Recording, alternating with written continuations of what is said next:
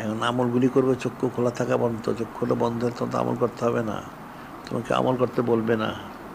তুমি মারা যাবে, তোমাকে কবরে দাফন করা হবে, তখন কিন্তু আর কেউ বলবে না তুমি আমল করো, নামাজ পড়ো, জিকির করো, এটা করো, সে কেউ বলবে না। তখন তোমার যা বদলা সেটা তুমি তো পেয়ে গেছো। যদি তুমি ভালো হয়ে থাকো তো ভালো, আনলে গুরজু খেতে খেতে ক্লান্ত শান্ত হয়ে যাবে। কিন্তু গুরজু তো আর বন্ধ হবে না, কখনোই বন্ধ হবে না, কঠিন অবস্থা, অনেক সূক্ষ্ম বিষয়। এই জন্য বলা যায় একটা লোক মৃত্যুর সময় যদি সে ন্যাক্কার যদি হয়তো ভালো, অন্যথায় যদি বদকার হয়, সে তখন হাহুতাশ করতে থাকে, সে বলতে থাকে যে আল্লাহ পাক লাউলা আখারতানি ইলা আজালিন করিব ফাসসাদ্দাকা ওয়া কুম মিনাস সালিহিন, যে আল্লাহ পাক এত আযাব গজব তো সহ্য হবে না, কিন্তু মৃত্যু সামনে এসে গেছে, এখন কঠিন গজবের ফেরেশতা এসে গেছে সামনে, আপনি দয়া করে মৃত্যুরে পিছাই দেন আল্লাহ পাক। কেন পিছাই দিতে হবে? যে আমি ফাসসাদ্দাকা ওয়া কুম মিনাস সালিহিন, আমি যেমন দান খরচ করি নাই, ন্যাক কাজে শরিক হই নাই, আমি এখন আমার হাতটা বাড়াই দেন, আমি আবার ন্যাক কাজে শরিক হবো, অনেক দান খরচ করবো আল্লাহ পাক। আলাই আখির আল্লাহ নাফসান ইজা জা আজালুহা আল্লাহ খবীরুম বিমা তা'মালুন। আল্লাহ পাক বলবেন যে না, তুমি তো মিথ্যা কথা বলছো, তুমি দুনিয়া গেলে আবার তুমি এই কাজই করবে, কাজে আল্লাহ পাক তো জানেন আর মৃত্যু পিছানো সম্ভব না। লিকুল্লি উম্মতিন আজাল ফাইজা জা আজাল লা ইয়াস্তাখিরুনা সাআতান ওয়া লা ইস্তাকদিমুন। যখন কারো মৃত্যু এসে যায়, এক মুহূর্ত আগে হবে না পরে, তো ইন্তেকাল করতেই হবে। এখন মৃত্যু ইন্তেকাল হয়ে কবরে যাবে, আযাব পর্যন্ত শুরু হয়ে যাবে, সেখানে গিয়ে আবার সে বলতে থাকবে হাত্তা ইজা জাআতুল মাউত ক্বালা রাব্বি ইরজিউন। যখন মৃত্যু হয়ে যাবে, ইন্তেকাল হয়ে কবরে যাবে, যখন গুরজু শুরু হয়ে যাবে, সে বলে আল্লাহ পাক আমার আবার জমিনে ফিরাই দেন আল্লাহ পাক। হাত্তা ইজা জাআতুল মাউত ক্বালা রাব্বি ইরজিউন। কেন? লাআল্লি আমালু সালিহান ফীমা তারাকতু, লাআল্লি আমালু সালিহান ফীমা তারাকতু। আল্লাহ পাক যে ন্যাক কাজগুলো আমি করি নাই, আমাকে আবার জমিনে পাঠাই দেন, আমি সেই ন্যাক কাজগুলো করে আসবো আল্লাহ পাক। সে বারবার এখন তো গুরজু খেতে থাকবে আর চিৎকার করতে, আবার বলতে থাকবে যে আমাকে আল্লাহ জমিনে আবার পাঠাই দেন, আমি যে ন্যাক কাজ করে আমি করে আসবো। কাল্লা ইন্নাহা কালিমাতুন ক্বালুহা, কাল্লা ইন্নাহা কালিমাতুন ক্বালুহা, কখনো না, তোমার একটা অবান্তর কথা, তোমার কথার কথা। তুমি যেন গুরজু খেতে খেতে গুরজুর ভয়ে তুমি বলতেছ, তুমি গেলে আবার ওই এই কাজই করবা, তুমি গুরজু খেতেই থাকো, নাউজুবিল্লাহ। বিষয়টা সোজা জিনিস না, এটা মনে রাখবা। আমলগুলি শুদ্ধ করো, সময় আছে হায়াতে থাকতে। চক্ষুটা বন্ধ কিন্তু কিছু করতে পারবে না, চক্ষু খোলা থাকা পর্যন্ত আমলগুলি শুদ্ধ করে নিতে হবে।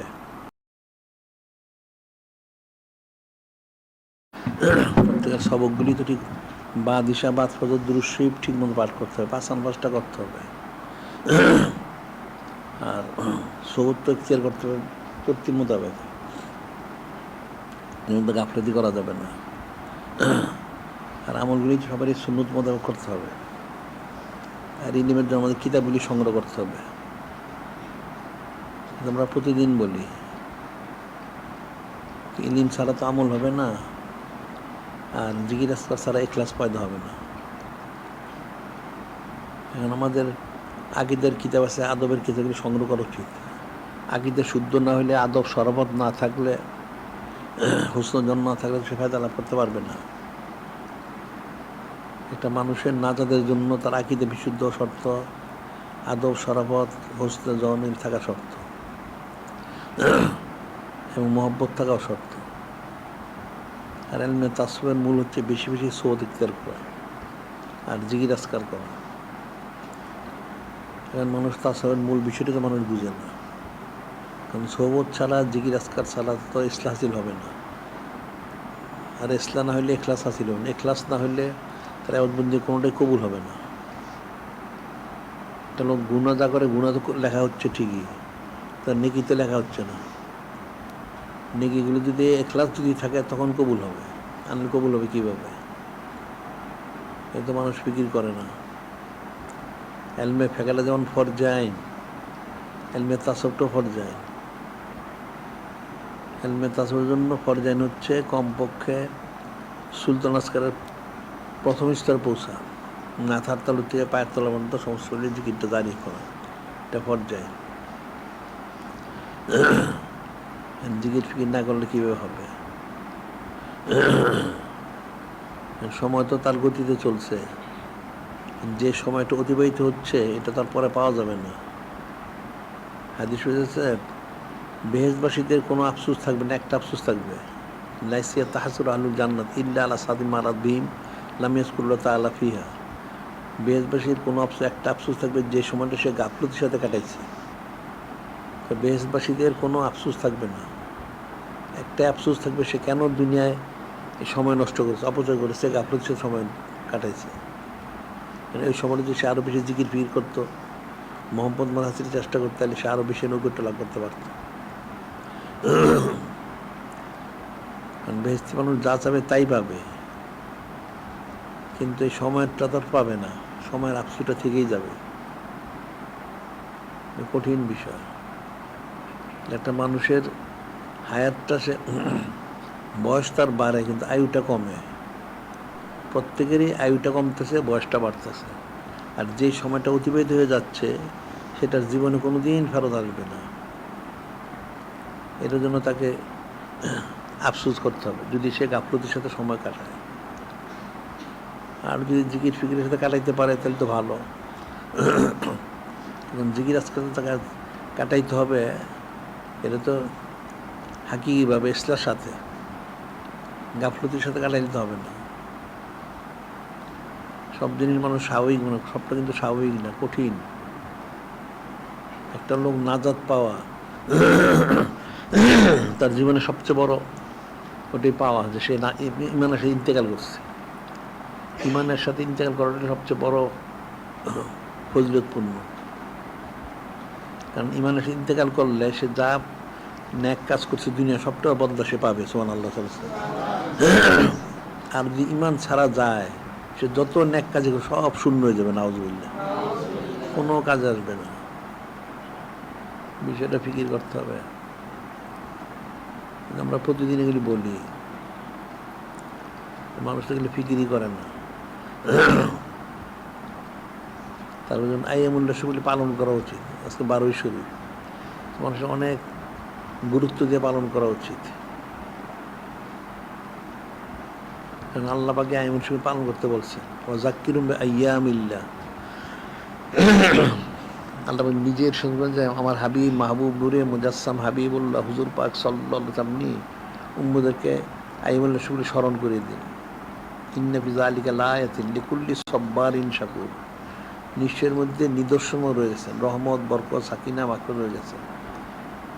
লিকুল্লি সাব্বারিন শাকুর, প্রত্যেক সবরকারী এবং শুকরগুজার, অর্থাৎ যে ধৈর্য ধারণ করে পালন করবে এবং পালন করার পরে সে যে পালন করতে পারলো, এই যে শুকরগুজারি করবে, তাদের জন্য এখানে নিয়ামত রয়ে গেছে, সুবহানাল্লাহ সাল্লাল্লাহু আলাইহি ওয়াসাল্লাম। আর যে পালন করলো না, সবরও করলো না, শুকরও করলো না, সে তো ফায়দা লাভ করতে পারবে না। এখন নূরে মুজাসসাম হাবিবুল্লাহ হুজুর পাক সাল্লাল্লাহু আলাইহি ওয়াসাল্লাম, ওনার সম্মানার্থে ওনার উম্মতদেরকে আল্লাহ পাক অনেক মানে ফজিলতপূর্ণ বিষয়গুলি দান করছেন, অনেক ফজিলতপূর্ণ, যেটা অতীতে কোনো উম্মত লাভ করে না। কিন্তু এরা এত কিছু পাওয়ার পরে দেখা যায় চরম গাফেল, নাউজুবিল্লাহ।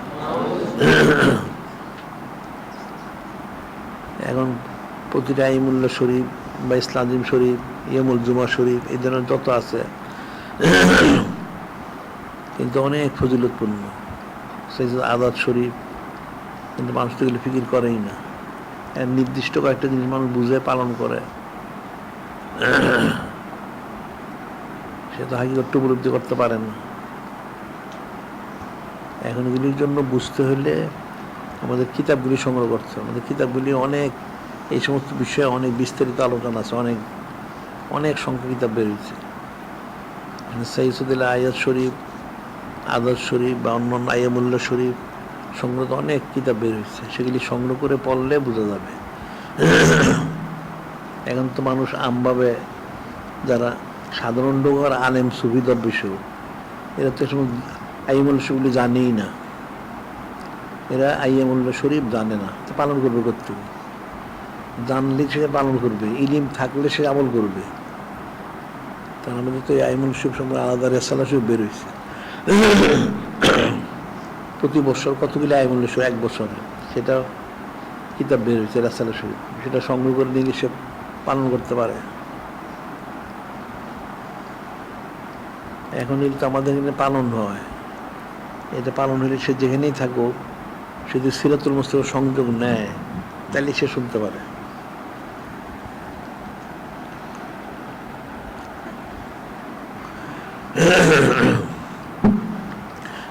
সিরাতুল মুস্তাফার সংযোগ নিয়ে সে তার বাড়িতে এরা যে খুলে রাখে তাহলে শুনতে পারলো। এখন আইমুল শব্দ আমরা সব জানে না, বা যে উপলক্ষে আইমুল শব্দটা সেই বিষয়ে অনেকে জানেই না। তো না জানলে সে এটা আলোচনা করবে কোত্থেকে, তাকে তো জানতে হবে। তো জানতে হলে তো আমাদের কিতাব পড়তে হবে। আর এটা যদি সে সিরাতুল মুস্তাফার সংযোগ নিয়ে এটা খুলে রাখে তাহলে সে তো শুনতে পারলো, ফজিলতটা জানতে পারলো। বারবার শুনতে শুনতে তারগুলি মুখস্থ হবে। এখন তো মানুষ শোনেই না, এরা কিতাবও সংগ্রহ করে না বা সিরাতুল মুস্তাফার সংযোগে শোনেও না, তো ফায়দা পাবে কোত্থেকে? কিন্তু ইমানের জন্য এই জিনিসগুলি অত্যন্ত প্রয়োজন। ইমান আকীদা শুদ্ধ করা। এখন যে ইমানটা কি? ইমান তো হচ্ছে নূরে মুজাসসাম হাবিবুল্লাহ হুজুর পাক সাল্লাল্লাহু আলাইহি ওয়াসাল্লাম ইমান। ওনার প্রতি যদি কারো বিশুদ্ধ আকীদা না থাকে, হস্তজন না থাকে, আদর্শ কারটা কাফের, নাউজুবিল্লাহ। তো উনি হচ্ছেন মূল ইমান, তাহলে ওনার সংশ্লিষ্ট বিষয়গুলো তো ইমান। এখন সৈয়দুল আয়াত শরীফ, সৈয়দুল আদাত শরীফ বা এই যা আছে সংশ্লিষ্ট সবগুলি তো নূরে মুজাসসাম হাবিবুল্লাহ হুজুর পাক সাল্লাল্লাহু আলাইহি ওয়াসাল্লামের সাথে সংশ্লিষ্ট। তো ওনার সংশ্লিষ্ট বিষয়গুলি তো প্রত্যেকটা ইমানের মূল বিষয়। এই আইমুল্লাহ শরীফগুলি বা বিশেষ যা সেগুলি মহব্বত করা, এর জন্য ইন্তজাম করা, আঞ্জাম দেওয়া প্রত্যেকটা ইমানের মূল বিষয়। এখন যেগুলি সে গুরুত্ব না দিলে তার ইমান তো থাকবে না। মানুষ সেগুলি ফজিলতটাই বুঝে না, তো ফজিলত না বুঝলে সে আমল করবে কোত্থেকে? আর ফজিলত বোঝার জন্য আমাদের কিতাবগুলি সংগ্রহ করতে হবে আর সোবত ইখতিয়ার করতে বেশি বেশি, তাইলে সে হয়তো বুঝতে পারবে। এখন সময় গতিতে চলছে, চক্ষুটা বন্ধ হয়ে গেলে সব শূন্য হয়ে যাবে। মানুষ তো মৃত্যুটা ফিকির করে না, এটা কঠিন বিষয়। মৃত্যুটা অনেক কঠিন। একটা লোকের জন্য তার সমস্ত চূড়ান্ত ফয়সালা, এটা মানুষ দুনিয়ায় থাকে, ব্যবসা করে, চাকরি করে, খেত খাবার কাজ যাই করে, সেখানে সে অনেক চিন্তিত থাকে। তার ব্যবসার ব্যাপারে, চাকরির ব্যাপারে, খেত খামারের ব্যাপারে, তার রিজিকের ব্যাপারে নানান সে চিন্তিত থাকে। কখন সে কী পায় না পায়, কি হয় না হয়, অনেক চিন্তিত। কিন্তু এগুলি যদি তার ব্যবসা নাও চলে, চাকরি নাও থাকে, খেত খাবার না হয়, কিন্তু এরপরও একটা ব্যবস্থা হবে, এটার ব্যবস্থা রয়ে গেছে। আল্লাহ একদিক থেকে নাহলে আরেক দিকে রিজিক দান করবেন। কিন্তু ইন্তেকালের সময় যদি ইমান ছাড়া যায় আর কোনো ফয়সালা নাই, তখন কিন্তু আর কোনো ফয়সালা। আল্লাহ বাদত দিনে দারুন ইল্লাল জান্নাহ ওয়ান নার। মৃত্যুর পরে কোনো ঘরবাড়ি নাই, হয় সে বেহেশতে যাবে আর না সে দোজখে যাবে, নাউজুবিল্লাহ। কাজে তাহলে প্রস্তুতি নিতে হবে, এটার জন্য প্রস্তুতি গ্রহণ করতে হবে। এখন তো মানুষ মৃত্যুর কথা স্মরণই করে না।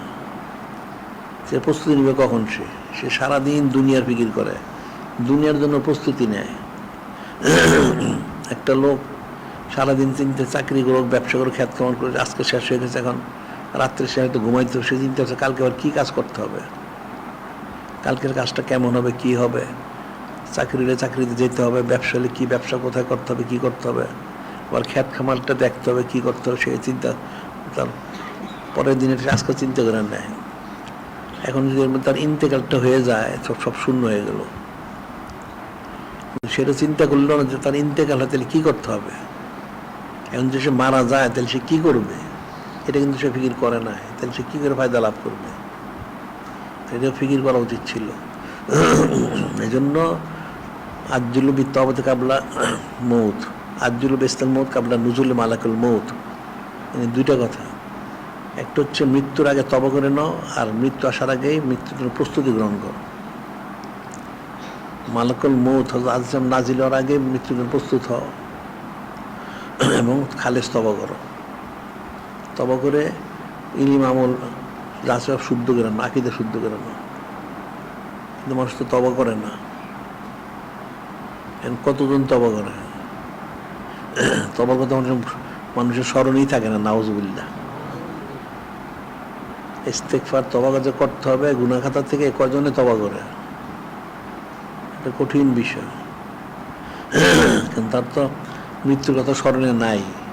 নূরে মুজাসসাম হাবিবুল্লাহ হুজুর পাক সাল্লাল্লাহু আলাইহি সাল্লাম, ওনার কথা তার স্মরণে নাই। নাউজুবিল্লাহ। তাহলে তওবার তো প্রশ্ন আসে কোত্থেকে? সে সারাদিন গুনার মধ্যে থাকে, মনে করে ঠিক আছে আর একটু সময় হোক, কিছুদিন পরে সে তওবা করবে, ইস্তেগফার করবে বা ইত্যাদি ইত্যাদি। তার আর নসিবে হয় না। একটা কথা আছে, হার সবে গোয়ামকে ফর্দা তবামি কুনাম, বাচ্চু ফর্দার সাথে ইমরোজা ফর্দামি কুনাম। হার সবে গোয়ামকে ফর্দা তবামি কুনাম। প্রত্যেক চিন্তা করে যে যদি যারা ইমানদার আর কি, ফাঁসে খুঁজারও চিন্তা করে না, চিন্তা করে যে ঠিক আছে এখন তো কালকের থেকে খালেস তওবা করে সব আমল করব। সে রাত্রে চিন্তা হচ্ছে কালকের থেকে তওবা করে সে এক কাজ ফজর নামাজটা ঠিক মতো করবো। এখন হয়তো কোনো কারণ এদিক সেদিক হয়ে গেল, তাহলে ঠিক আছে আগামীকাল থেকে। হার সবে গোয়ামকে ফর্দা তবামি গুনাম, প্রতিদিন রাতে করে কালকের থেকে তওবা করে কাজ করুন। বাচ্চু ফর্দার সদ ইমরোজা ফর্দামি গুনাম। যখন পরের দিনটা আসলো তখন চিন্তা করে একটু ভুল টুল হয়ে, তাহলে ঠিক আছে আগামীকাল থেকে আবার করবো। কিন্তু আর কোনো দিন তার আগামীকাল আর আসবে না। আগামীকালই থেকে যাবে, আর তার তওবা নসিব হবে না। এই অবস্থায় সে মারা যায়, তার থেকে জাহান্নামে যেতে হবে। নাউজুবিল্লাহ।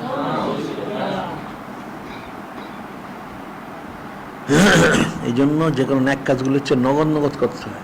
ন্যাক কাজ সব নগদ করতে হবে, এখানে কোনো বাকি রাখা যাবে না। দুনিয়ার কাজটা বাকি রাখা যেতে পারে, কিন্তু ন্যাক কাজটা নগদ করতে হবে। এই জন্য এক বুজুর্গ আল্লাহ একটা ঘটনা বলা হয় যে উনি ইস্তেঞ্জাখানায় গেছেন। এখন ইস্তেঞ্জাখানার উপরে যে খোলা ছিল, তিনি ইস্তেঞ্জাখানা যাওয়ার পরে হঠাৎ ওনার খাদেম ছিল বাইরে, ওনার কোটতারা খুলে উপরে দিয়ে নিক্ষেপ করলেন, দিয়ে খাদেমকে বললেন তুমি এটা নিয়ে অমুককে দিয়ে আসো। যাই হোক খাদেম দিয়ে আসছে। উনি পরে ওখান থেকে বের হইলেন, যখন অজু করলেন ওনার খানকসুর আসলেন, তখন খাদেম বলতেছে যে হুজুর বেয়াদবি মাফ করবেন, আপনি তো এটা বের হয়েও দিতে পারতেন, ওখান থেকে দিলেন কি কারণ? তো উনি বুজুর্গ বলতেছেন দেখো নেক কাজে নিয়ত করলে সাথে করতে হয়, কারণ বের হইতে যদি শয়তান আমাকে অসুস্থ দেয় আমি তো এটা দান করবো না, কারণ নিয়তটা হয়ে গেলে আমি যখন সাথে দিয়ে দিলাম। কিন্তু পরবর্তী হইতে পারে শয়তান আমাকে ঘুরেও দিতে পারে। এই জন্য নেক কাজ যে কোনোটা নগদ করতে হবে। নেক কাজ কোনো বাকি রাখা যাবে না। আর দুনিয়ার কাজটা বাকি থাকুক, সেটা দুনিয়াটা সে দুনিয়ার তাগিদই সে করবে, কিন্তু নেক কাজটা তো কোনো তাগিদ নাই। কে তাকে তাগিদ দিবে? সে নিজে নিজে অনুভব করছে একটু ওখানে মনে করছে নেক কাজ সে করবে, ইলম কালাম কিতাবাদি কিনবে বা সুন্নত দ্রব্য কিনবে, এটা নিয়ত করলো। কিন্তু শয়তান নসরুল পয়সা খরচ করলে তোমাদের ঘরের সংসার অনেক টাকা দরকার, পাবে কোত্থেকে? তার নিয়তটা ঘুরে গেল। নাউজুবিল্লাহ। তো চাকরিতে যেতে হবে, খ্যাত খামার করতে হবে, ব্যবসা করতে হবে, এটা কিন্তু শয়তান ফিরাইতে পারে না। তার তো যেতেই হবে, ওখানে সে যায়, ওইটা শয়তান ফিরায় না। কিন্তু নেক কাজে সে বাধা দিয়ে ফিরিয়ে দেয়, সে মাহরুম হয়ে যায়। জিকির করতে হবে 1 ঘন্টা। এখন মনে করো অনেক কাজ ঠিক আছে, এখন 1 ঘন্টা না করে পরে করবো, পরে আর হবে না, সে জিকিরতে মাহরুম হয়ে গেল। নাউজুবিল্লাহ। এই জন্য নেক কাজগুলি যখন যেটা ঠিক তখন সেটা করে ফেলতে হবে। বা দিশা দুরুশো 100 বার বাদ দিশে পড়তে হবে, বাদ ফজরটা বাদ ফজরই পড়তে হবে। আর 5 সানপাঁচটা সারাক্ষণ করতে হবে। এর 5 সানপাঁচটা অভ্যাস হয়ে গেলে পরবর্তী সবকগুলি 1 ঘন্টা করতে হবে। এটা সময় ঠিক করে করবে। আর আমলগুলি সুন্নত মনোযোগ সে করবে, সে একটা করে সুন্নত আমল করতে থাকুক। ঠিক আছে আমি পরে করবো, পরে কিনতেছি, একটা সুন্দর দ্রব্য সে কিনতে চায়, এটা চামড়ার দস্তরখানা একটু পরে কিনবে, আর তার কিনা হবে না। একটা সুন্নতে নালাইন সে কিনবে, সে আর তার কিনা হবে না, আর পরে গেলে হবে না। ওটা নগদ নগদ কিনতে হবে। আবার ইলিমের জন্য কিতাব সংগ্রহ করতে হবে, কিতাব কিনতে হবে, ওটা সাথে সাথে কিনতে হবে তর্তির মতো। আর জীবন যে পরে নিবে, পরে আর কোনো দিন হবে না, পরেরটা পরেই থেকে যায়। ওটা তোমরা বাজারে যদি যারা যাও দেখবা, ওটা পাকিস্তানে আমরা বাজারে দেখেছি, প্রত্যেক দোকানে লেখা থাকে, দোকানে আজ নগদ কাল বাকি, আজ নগদ কাল বাকি। একদিন একটা দোকানদারকে আমি জিজ্ঞাসা করলাম যে এটা লেখা থাকে কেন, আজ নগদ কাল বাকি প্রত্যেক দোকানে? সে বললো যে আমরা লেখা রাখি এই জন্য, আজ নগদ কাল বাকি, প্রত্যেক আসলে কিন্তু বাকি চায়। তাই আমি বলি ঠিক আছে, আজকে নগদ দিনের কালকে বাকি নিয়েন। আচ্ছা, কাল কিন্তু কোনো দিন আসবে না, সে বাকি কোনো দিন পাবে না, কারণ যেদিন সেদিন আজ নগদ হয়ে গেল, আজকে নিবে, কালকে বাকি নিও, কাল তার আসবে না। আর যদি বলা যে আজ বাকি কাল নগদ, তার জীবনে টাকা পাওয়া যাবে না। সব জায়গায় লেখা থাকে, এখন দেখা থাকে জানি না, এটা পাকিস্তানে ওই বাজারে দেখা গেছে আজ নগদ কাল বাকি। প্রতিদিনই তো আজ হচ্ছে, আজ নিতে হবে, তুমি আজ আজকে নগদ নিয়ে যাও, কালকে বাকি নিও, কালকে যখন সে আসবে, কাল তো আবার আজ হয়ে গেল, সে কোনোদিন বাকি পাবে না। এখন ন্যাক কাজগুলি কোনোদিন বাকি রাখা যাবে না, দুনিয়ার কাজটা বাকি রাখা যেতে পারে, এগুলি নগদ নগদ করতে হবে, নিয়ত হওয়ার সাথে সাথে সে ন্যাক কাজটা করুক। আর এসব ন্যাক কাজের জন্য কিতাবাদি কিনতে হবে, শূন্য দ্রব্য সামগ্রী কিনতে হবে, এটা প্রত্যেক তার আয় যা হয় তাতে একটা অংশ সে রেখে দিলে সেই আয় দিয়ে সে সংগ্রহ করতে পারে। কারণ পয়সা তার খরচ হবেই, যদি ন্যাক পথে না করে, তার যদি অসৎ পথে খরচ হয়, নাউজুবিল্লাহ, শয়তান অসৎ বিভ্রান্ত করে। এই জন্য এই সমস্ত কাজগুলি তর্তি মোতাবেক করতে হবে। তর্তি না করে কিন্তু মৃত্যুর সময় আফসোস করলে কাজ হবে না। আল্লাহ যে কোন বলছেন যে একটা লোকের মৃত্যুর সময় সে বলতে থাকবে, আল্লাহ মৃত্যুর পিছায় দেন আল্লাহ পাক, লাউলা আখারতানি ইলা আজালিন করিব, আল্লাহ পাক দয়া করে মৃত্যুর পিছায় দেন। তাহলে কেন পিছাইতে হবে তোমার মৃত্যুটা? যার মৃত্যুর সময় হয়ে গেছে সে দেখে, তখন দেখতে সব মালিকুল মউত উপস্থিত হয়ে গেছে, এখন তার তো আযাব গজব শুরু হবে, ইন্তেকালটা হলে তার আযাব গজব শুরু হয়ে যাবে। এটা দেখে সে বলতে, আল্লাহ দয়া করে মৃত্যুটা পিছাই দেন আল্লাহ পাক। তাহলে কেন পিছাইতে হবে? ফাসওয়াদ্দাকা আকুম মিনাস সালিহিন, সে বলবে যে বারেলাহি ফাসওয়াদ্দাকা আকুম মিনাস সালিহিন, আমি তো নেক কাজে পয়সা টাকা খরচ করি নাই, নেক কাজে আমি পয়সা খরচ করি, টাকা খরচ করি, আমার তো টাকা অনেক আছে আল্লাহ পাক, আপনি সময় দেন, আমি নেক কাজ করি, টাকা পয়সা খরচ করি, খরচ আমি নেককার হয়ে যাই। তাহলে নেককার হয়ে গেলে আমার আযাব গজব আসবে না। সে তখন বারবার বলতে থাকবে যে আল্লাহ পাক আমার মৃত্যুটা পিছিয়ে দেন। যে কেন পিছানো হবে? আমি তো অনেক নেক কাজে কোনো টাকা পয়সা খরচ করি নাই, বখিলি করেছিলাম, তো বখিলের জন্য জাহান্নাম ওয়াজিব, আমাকে সময় দেন, আমার অনেক টাকা পয়সা আছে আল্লাহ পাক, আমি নেক কাজে খরচ করব। সে আরজু করতে আল্লাহ ওয়ালাই আখির আল্লাহ নাফসান ইজা যা আজালুহা, আল্লাহ কখনো সম্ভব না, মৃত্যু এখন বুঝতে হবে, তোমার ইন্তেকাল করতে হবে, তোমার মৃত্যু পিছানো যাবে না, তুমি কেন করো নাই? আল্লাহ খবীরুম বিমা তা'মালুন, তোমাকে আবার সময় দিলে তুমি আবার এই দুনিয়ার মধ্যে মশগুল হবে, নাউজুবিল্লাহ।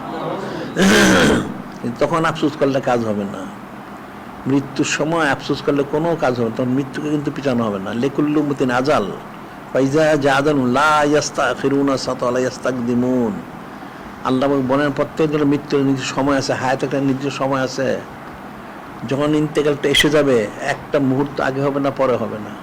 হাজার কান্নাকাটি করলে কোনো কাজ হবে না।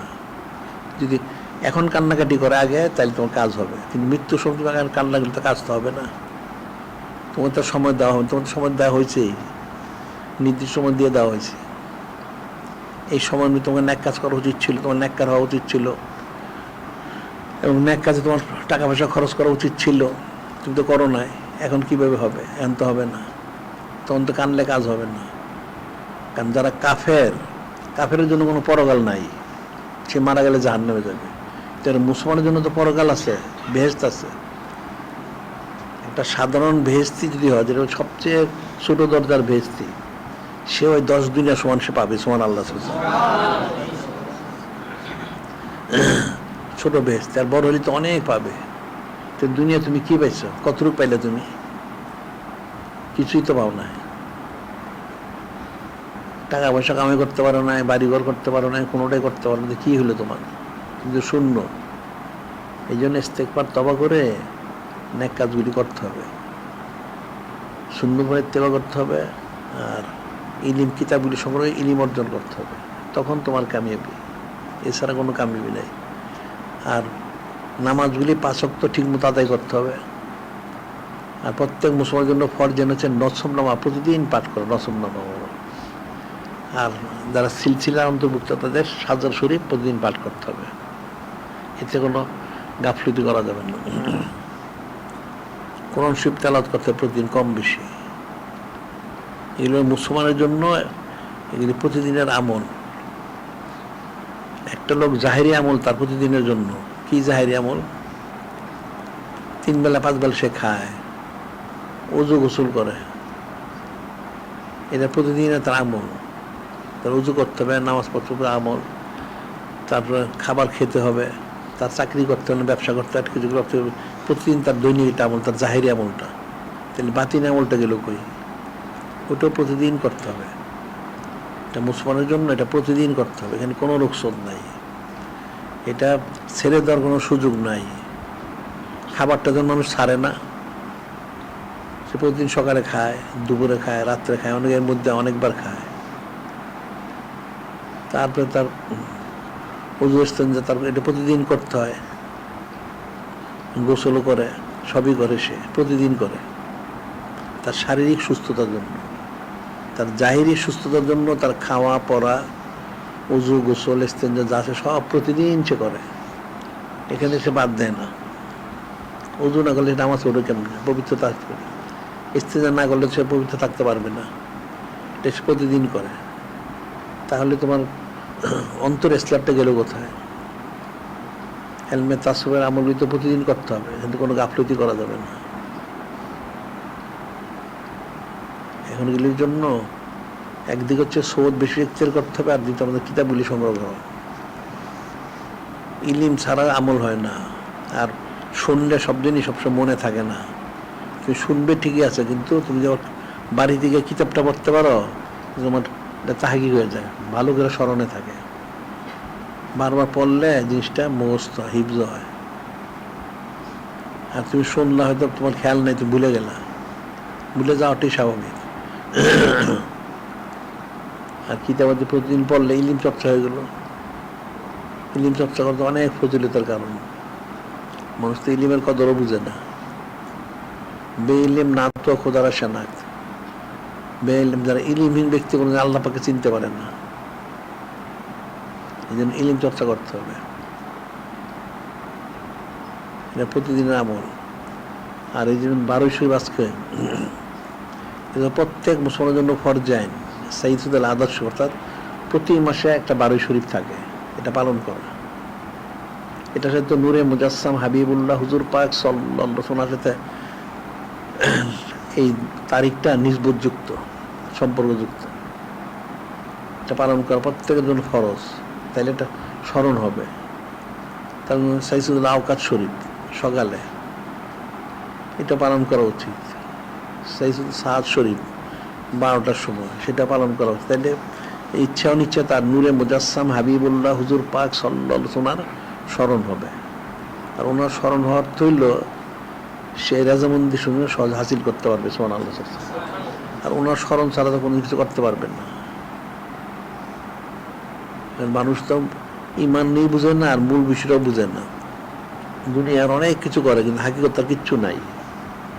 এখন নূরে মুজাসসাম হাবিবুল্লাহ হুজুর পাক সাল্লাল্লাহু আলাইহি ওয়াসাল্লাম, ওনার যদি নিসবত না থাকে, মহব্বত থাকে, তার দুনিয়ার হাজার আমল করলে শূন্য, সে ওই জাহান্নামী হবে, নাউজুবিল্লাহ। আর যদি ওনার নিসবতটা থাকে, মহব্বতটা থাকে, তাহলে তো তার অল্পতি বরকত হবে। আখলিস দিন আগে একফিকাল আমলুল কলিল, খুলুসুত পয়দা করে অল্প আমলই যথেষ্ট। নিসবত পয়দা করলে অল্পতি যথেষ্ট। আর নিসবত না থাকলে ইবলিস 6 লক্ষ বছর বন্ধ করেছে, জাহান্নাম ওয়াজিব হয়ে গেছে, মালুন হয়ে গেছে। তার নিজবত নাই, কঠিন বিষয়।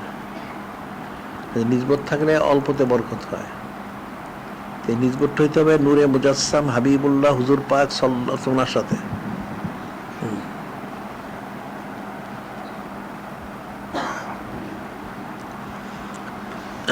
এখন প্রত্যেকের দুরূদ শরীফ বাদশা বাদ হতো দুরূদ শরীফ 5 আনপাত ঠিক রাখো, তারপর সবগুলি ঠিক রাখো, আর আমলগুলি আস্তে আস্তে সুন্নত অনুযায়ী করো, ইলমগুলি কিতাবগুলি সংগ্রহ করো, অন্য অন্য যা আমল সে ঠিক মতো করো। যেহেতু সময় তো কাউকে মৃত্যুটা ঘোষণা দিয়ে আসবে না, বিনা ঘোষণায় আসবে। সেটা যেরকমই হয়, তাহলে তো প্রস্তুতি সবসময় নিয়েই থাকতে হবে, সবসময় তাকে প্রস্তুত হয়ে থাকতে হবে, তখন কামিয়াবি। এটা মনে রাখবা। আজকে বন্ধু থাকবে।